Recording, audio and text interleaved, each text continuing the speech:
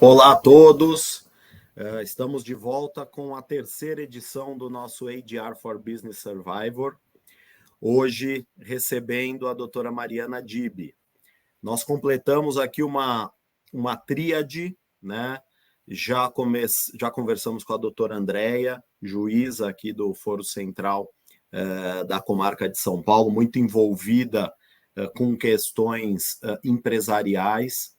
Já tivemos também o doutor André Chateaubriand e hoje, como eu já mencionei, a doutora Mariana aqui com a gente. Mariana, eu já te agradeço demais pela possibilidade de participar e queria saber, Mariana, aqui para todos te conhecerem um pouco mais também, fala um pouco da sua experiência, como que você tem atuado com contencioso, com métodos adequados aí de solução de conflitos e nesse mercado de crédito, né, que foi um mercado que você atuou bastante aí na vida. Por favor, e mais do que bem-vinda. Obrigado.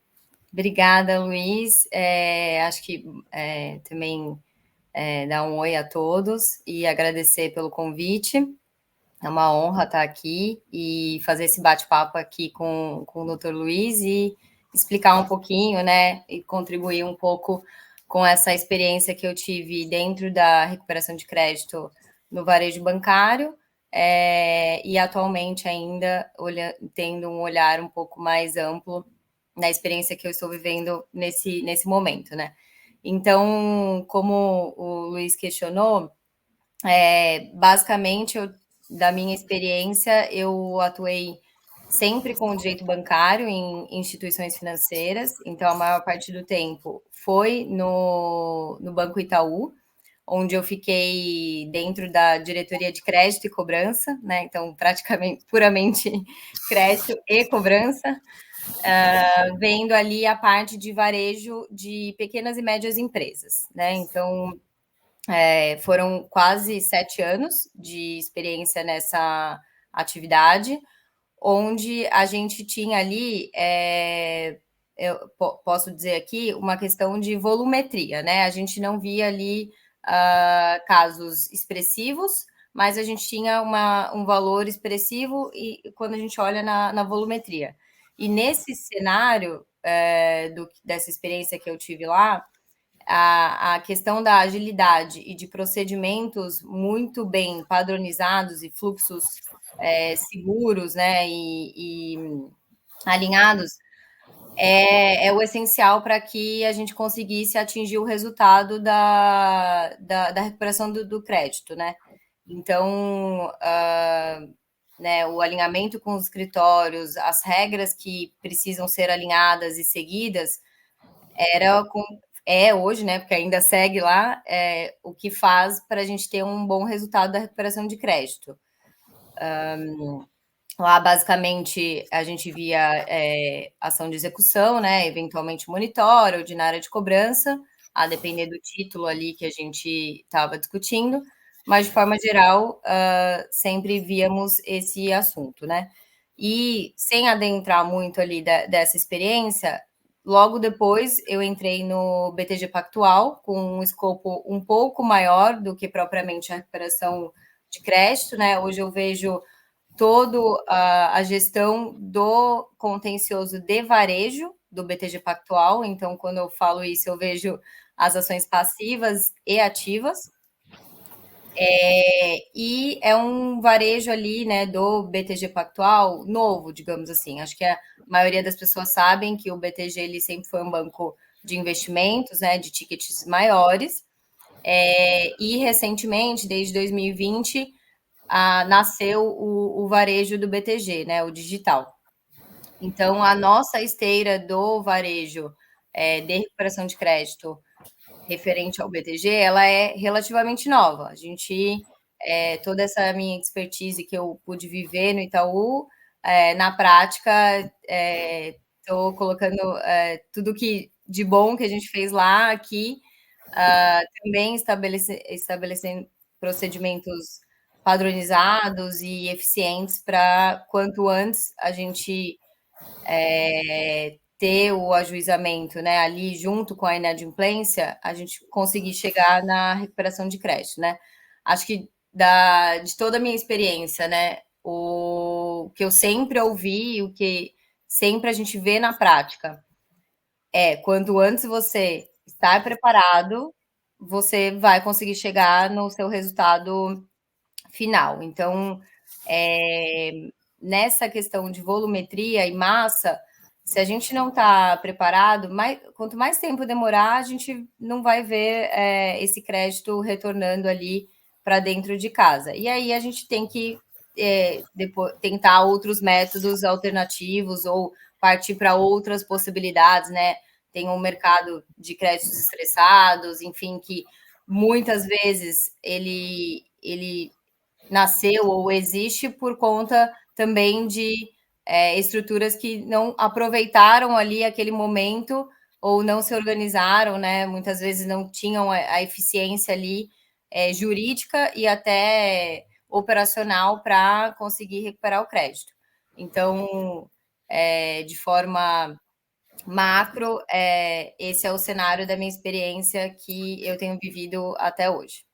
Não, legal, Mariana. Você mencionou algumas coisas interessantes, né? Acho que essa linha de chegar primeiro, né? Ou como a gente costuma dizer, precisa chegar rápido, senão não sobra bife para todo mundo, né? Quer dizer, a gente está disputando o mesmo bife, na verdade, com Exato. outros credores, né? E de outro lado, eu queria que você falasse um pouco também disso. A gente tem uma visão, talvez ainda no Brasil e no mercado de crédito, acho que talvez seja muito comum, de um jogo de gato e rato, né? De um jogo que é uma situação até meio esdrúxula, porque os mecanismos de financiamento, de crédito, eles estão postos à disposição normalmente de clientes das Sim. instituições, quer dizer, é uma relação que começa numa confiança, né, num credere, né, do crédito ali ligado à confiança. E isso muitas vezes se inverte, né, muito rápido para algo de total desconfiança, o que não deveria ser assim, né? E de outro lado, você também menciona o quanto antes a gente chegar, né? Como é que você enxerga a questão do gerenciamento desse crédito? Isso ainda é feito de modo inadequado no Brasil, quer dizer, é uma luta para que a gente tenha mecanismos de controle, entre aspas, ou de acompanhamento. Como é que você vê isso na prática? Eu acho que eu poderia dizer, de forma bem resumida, dois cenários que eu enxergo. Sim, eu acho que, de certa forma, essa questão do varejo, seja propriamente o varejo bancário ou o varejo, né, de grandes varejistas, ou até mesmo se a gente olhar agro, etc., inicialmente, eu acho que as empresas, elas no D0, elas vão com muita sede ao pote, né? Então, quando nasce um banco de varejo, um banco digital, né? Hoje em dia é mais fácil a gente falar isso, né? Antigamente não tanto. A primeira, né? O primeiro pensamento é a gente captar clientes, né? Então, a gente precisa, para captar clientes, a gente precisa facilitar ali o acesso ao crédito, etc. E isso muitas vezes não está muito bem direcionado para o que vem no futuro. Então, muitas vezes você pensa ali de forma imediatista, né? Uma estratégia ali para você expandir o seu negócio, e você esquece um pouco da questão da sustentabilidade, né? Que a gente fala. E que é você prever ou deixar algo organizado para o que vem daí para frente. E por que eu falo isso? Porque muitas vezes você dá um crédito de forma talvez não tão responsável, e aí você vai, invariavelmente, ter as consequências ali lá na frente. Como, por exemplo, e principalmente quando você tem algumas crises, né? Então, você deu um crédito não tão bem, de forma responsável, e passa por, eventualmente, crises, como a gente teve, né? Propriamente vendo ali pandemia, ou outros cenários em outras situações. Então, olhando para as varejistas, teve também a pandemia recentemente que impactou bastante. Do agro também as questões climáticas, né? Que aí eu já vou falar mais um pouquinho. E aí você acaba se deparando em um dado momento com uma situação mais crítica ali para o seu crédito, que é a inadimplência, ou ter um público ali que não está sendo tão rentável para você. E você vai ter que tomar medidas drásticas, como, por exemplo, reduzir o crédito, né? O que traz também outras implicações. À medida que você está tratando ali com o consumidor, né, mais no meu mundo aqui de varejo, né, que eu lido com consumidor, pessoa física ou ainda uma pessoa jurídica, né? A gente não pode esquecer que temos que seguir estritamente o que está na lei, porque senão a gente tem outros riscos, né? A partir do momento que você reduz um crédito, você tem que fazer também isso de forma adequada. Então, para você tomar uma decisão dessa magnitude, então, né, fazer a redução do crédito e você conseguir voltar para o rumo do seu caminho, na minha opinião, eu acho que você tem que fazer isso de forma muito bem alinhada entre as áreas dentro de uma empresa, porque você também tem riscos aí, e que pode, talvez, não melhorar o trajeto que você estava seguindo ali inicialmente, né? Eu tenho conhecimento de empresas no setor bancário que tomaram a decisão da redução do limite de crédito de forma imediatista e sem pensar no caminho do que pode vir, por exemplo, ações passivas. E hoje tem um estoque ali não muito bem conduzido, digamos assim, que pode trazer prejuízos para a gente. E eu posso dizer, numa experiência própria, né, nessa última instituição que eu citei, que a gente fez isso de forma muito bem organizada. E quando a gente se deparou com essa redução, antes de apertar o botão, a gente olhou todos o que fala a regulamentação do Bacen, fizemos todos os trâmites para que a gente estivesse preparado no sentido do que viesse das ações passivas, inclusive se vem uma liminar pedindo para a gente retornar o limite de crédito a esse cliente, né? Como a gente vai enfrentar essa situação, dado que a decisão de dar o crédito, ela é da instituição, né? Então, claro, e você lidar com o judiciário discutindo isso é muito delicado, porque você, ao mesmo tempo, você não quer deixar de cumprir uma liminar.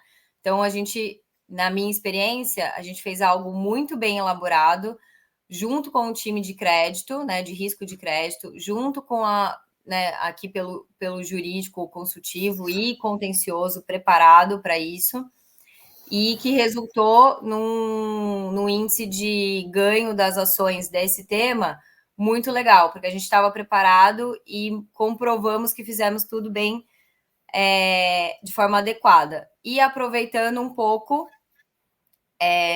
também olhando a questão de que lá atrás foi dado um crédito, mas que ao longo do tempo, pela situação, né, do que a gente passou, a gente conseguiu comprovar que aquele crédito não fazia mais sentido, olhando a deterioração de perfil de risco do cliente e assim por diante. Então, eu acho que isso tudo precisa estar muito bem alinhado, né? Às vezes as empresas elas tomam, de um lado, uma decisão que não está alinhada entre as áreas e você não tem um resultado final.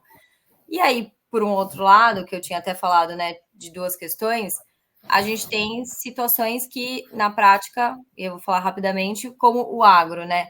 Situações que são inerentes ao negócio, as situações climáticas que, enfim, acho que, né, pauta para outra discussão. Fazer uns 4 eventos ainda. Exato. Sobre isso. Ali você tem situações como a gente está vivendo no Rio Grande do Sul, que você tem que aprender na hora, né? Não dá para a gente se preparar muito bem para isso e, enfim, até nesse cenário, sentar, organizar e ver o que pode fazer ali com relação a essas situações que são inesperadas, né? Eu acho que você tocou num ponto importante. Eu vou começar por essa parte final, né? Você falou da pandemia e agora desse evento do Rio Grande do Sul. E você mencionou sentar e conversar, né? Você acha que os métodos consensuais eles têm um papel importante nisso? A gente pensar em mediação, eventualmente em conciliação, por conta desses cenários eventualmente abruptos, né? Tem espaço para isso, Mariana, ainda no ambiente, ou especialmente no ambiente de crédito, como a gente disse, é um ambiente de confiança? Como é que você enxerga isso? Eu acho que tem, sim. E principalmente quando a gente está falando aqui de pequenas, médias empresas e empresas, né, de tickets maiores, eu acho que a gente consegue ter um diálogo mais acessível ali junto aos clientes. E quando a gente vai para esse cenário de mediação, conciliação, a gente vai sempre num tom muito mais amigável, né? Do que propriamente ali a cobrança simples e pura, né? Do que a gente vem do histórico de instituições bancárias, etc. Então, isso já, num primeiro momento, eu diria que até estranho falar essa palavra, né, no meio bancário, mas acalma um pouco mais a situação e você coloca na mesa ali as possibilidades. Eu acho que a gente tem sim a gente não pode esquecer que por detrás da instituição bancária, todos temos pessoas, e a gente tem que entender,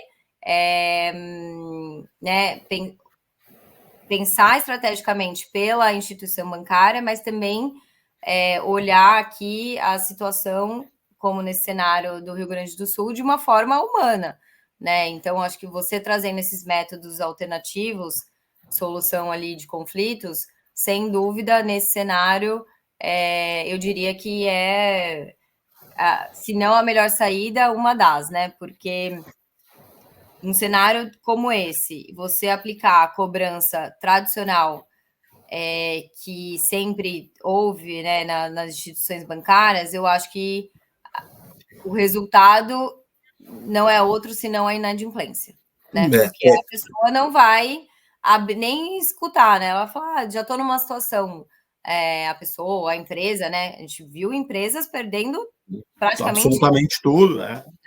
Até o papel da contabilidade, né? Que não tem mais nada ali nem para, enfim, por onde começar. Então, a pessoa já está, e a empresa, nessa situação crítica. Então, a última coisa que ela vai pensar é na instituição bancária. E se você manter um olhar de como historicamente sempre foi de instituições bancárias, né, agressivo e invariável, digamos assim, o resultado é mais inadimplência, né?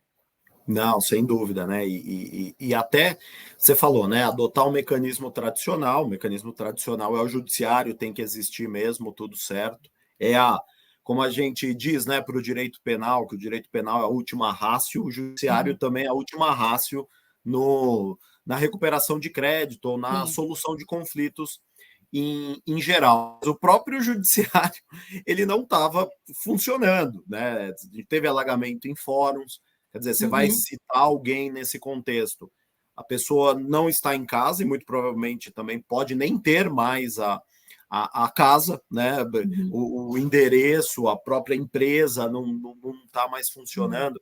Então, quer dizer, esse olhar, eu concordo com você, né? Eu acho que ele ajuda e a gente até usou de paralelo, Mariana, quando começou a pandemia, a gente recuou ali para a situação da gripe espanhola, né? Então a gente voltou 100 anos, que era o referencial que existia no Brasil. E a aplicação, quando se discutia, vai ser força maior, força maior você rompe os contratos. Sim. Nesse contexto, acho que o pior cenário é você romper os contratos. Você precisa realinhar, né, os contratos, que foi exatamente o que você falou. Acho que outro ponto que você trouxe, que é importante, são dois setores. Né? Eu queria que você falasse um pouquinho mais, e talvez um dos últimos temas aqui para a gente tratar, realmente passa muito rápido, e a conversa boa aqui passa rápido, mas agro e varejo, eles são já eram, né? A gente falava um estouro de recuperações em 2023, isso em 2022. Sim. Foram esses os setores que mais se destacaram nesse aspecto, em termos de volumes, de discussões? Como é que você enxergou isso, Mariana? Sem dúvida, acho que principalmente no âmbito... Acho que eu poderia dizer nos dois, propriamente, sim. A gente tem, como eu disse, no varejo é uma situação climática, né? Que isso todo mundo... historicamente, o agro ele tem essa questão desse assunto da situação climática e que, a depender do ano, isso pode impactar muito ali nas safras e no negócio, né? O que implica ali na questão de seguros, né? Do que você tem, né? Enfim, de fazer ali abrir o sinistro, né? E isso está sendo avaliado pelas seguradoras, é um ponto que a gente viu muito propriamente no BTG nos últimos 2 anos, principalmente, e até que ponto isso se atende ali na prática, né? Porque tem umas questões contratuais, propriamente, de cláusulas, que você tem que estar atento se a seguradora vai ou não efetivar ali o pagamento do prêmio, né? Da apólice. Então, a gente viveu muito isso nos 2 últimos anos, e que isso, com certeza, implica ali na inadimplência, né, desse setor, né? Porque uma vez que você passa por essas situações climáticas, você pode ser impactado ali nas suas safras, né? Você, eventualmente, por uma questão contratual, não se atentou ali a detalhes aí eu vou entrar um pouco mais especificamente, Claro. de solo, de planta e etc. Que isso é muito bem detalhado num contrato, por exemplo, de seguradora. Você pode ter ali o seu seguro o seu sinistro não atendido por uma questão contratual e que, né, não foi atentamente olhada. E aí você vai ter ali o resultado de não entrega de safras e vira um ciclo, né? Até um mercado, acho que muito importante, né? Estritamente essencial, mas que se você não tiver muito bem planejado, isso leva tempo, né? Então, para você conseguir se recuperar, um tempo, não é no dia seguinte aqui, deixa eu pegar outra mercadoria para colocar no lugar. A gente está falando aqui coisas de meses. Então, esse histórico ele tem um grande impacto no setor do crédito, né? Que as instituições vão aplicando ali para esse segmento. E aí sim a gente tem visto um maior inadimplemento ali, né, nesse setor.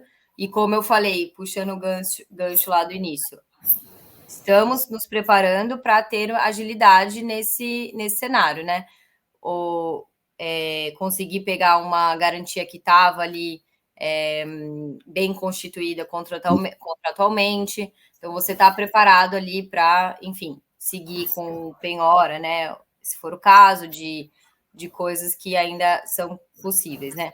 Tem um detalhe importante que muitas vezes a garantia, né, no setor do agro é o imóvel rural, que aí a gente entra numa outra temática que tem a essencialidade do bem, e aí a gente começa a ter bastante, eu não diria conflito, mas a gente, na verdade, a gente fica até mesmo sem algumas saídas, né? A gente, que eu digo... Você fica limitado, né? Então, você fica limitado, né?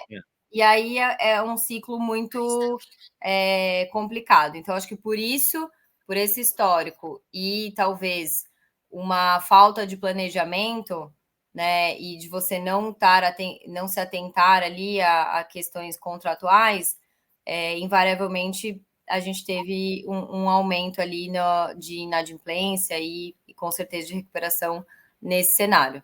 E, né, da questão do varejo, das varejistas, eu acho que isso se aplica a um histórico muito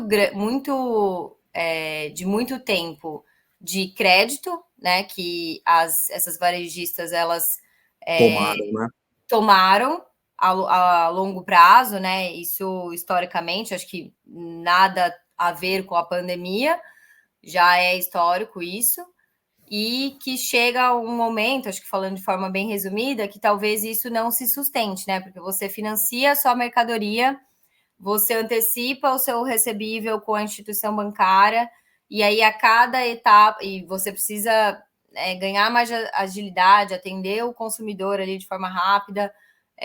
Acho que todas as varejistas vivem o mesmo cenário, né, dessa situação de crédito e antecipa, e o fornecedor, e também é uma coisa cíclica, né? Se você não planeja muito bem, acaba resultando ali num resultado de inadimplência, ainda mais passando, né? Acho que esse pós-pandemia é o que a gente está tendo muita surpresa aí com grandes varejistas.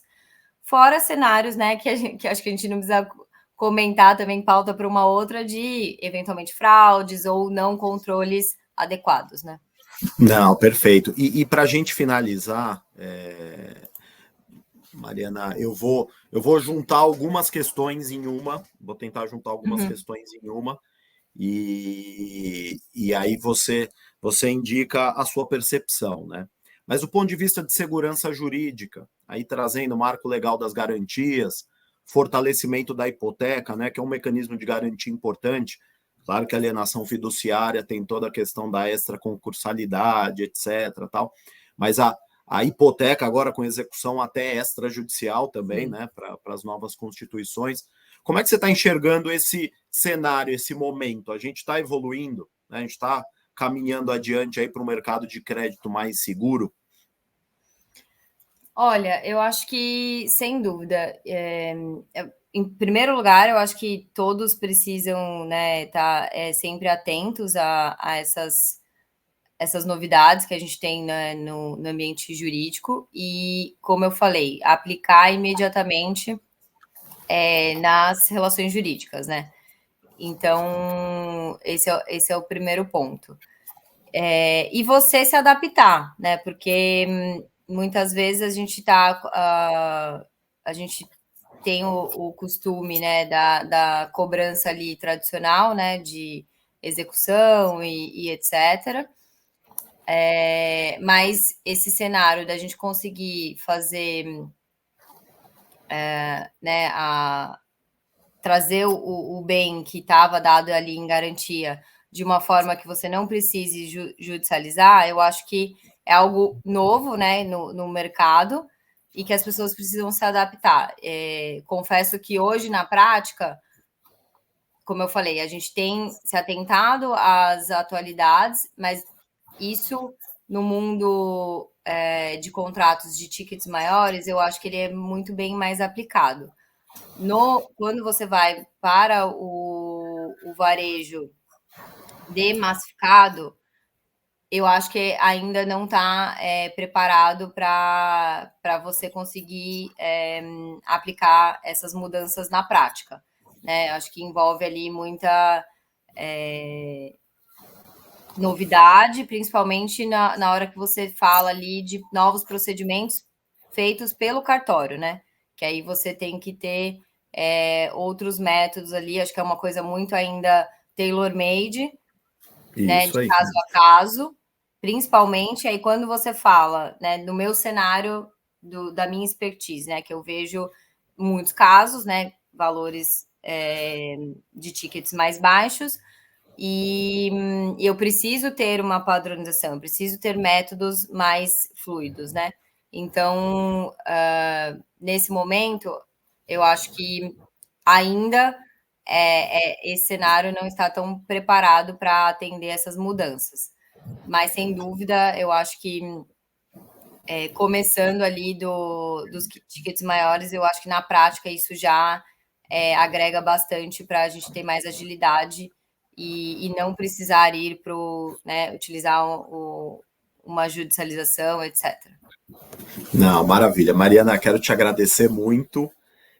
Foi ótimo o nosso bate-papo, acho que questões esclarecedoras, bom conhecer né, e todos conhecerem mais você, conhecer o seu dia a dia, você trazer toda a sua experiência, a sua bagagem aí no segmento de crédito, né, desse contencioso societário, esse contencioso empresarial, né, melhor dizendo. E obrigado mais uma vez. Não sei se tem alguma palavra de despedida, enfim, fique à vontade, por favor, e depois a gente encerra. Tá ótimo, Luiz. Só reforçar aqui o agradecimento em relação ao convite. Acho que, como você disse, né, passa muito rápido aqui o bate-papo. O direito e esses assuntos são bem amplos e cada palavra que a gente fala aqui dá vontade de falar ainda mais, né? Então, espero que seja muito agregador para o pessoal que vai assistir e obrigada mais uma vez. Não, Mariana, foi ótimo, super agradecemos e aqueles que nos acompanham, voltaremos em breve com o 4º episódio. Finalizamos aqui o 3º.